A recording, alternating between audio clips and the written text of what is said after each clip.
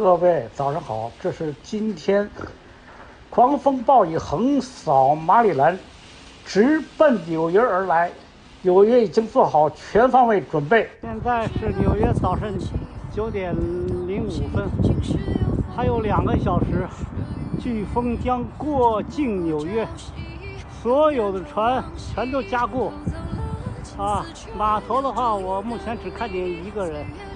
基本上都加固完了，我再检查一下我自己的船，水鸟都在水中休息码头根本看不见人，做好各种准备，迎接暴风雨。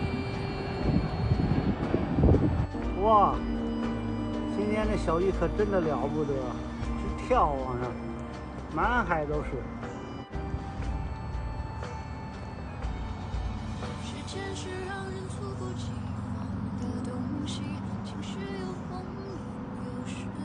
这环保过了3年全部回来了，螃蟹也特别多，螃蟹来吃这种小鱼，满海都是。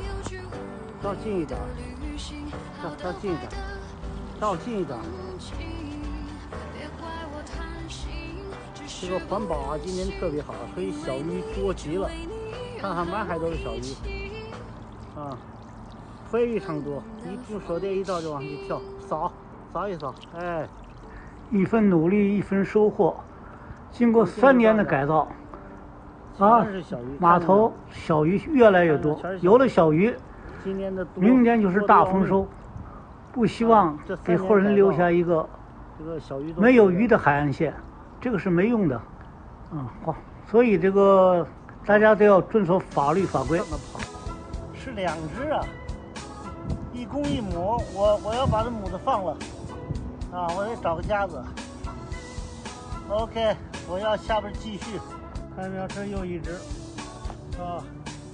那个凯杰一看就不够4寸，所以捞都不用捞它就只能放生了。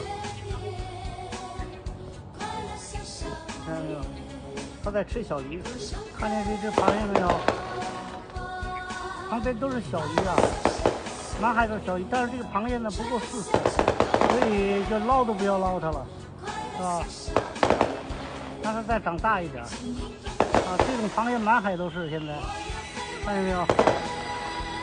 旁边都是它在吃小鱼所以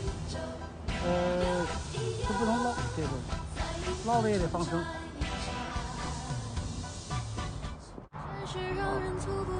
纽约规定的话是脚对脚4寸这样的话呢，保持这个生态平衡。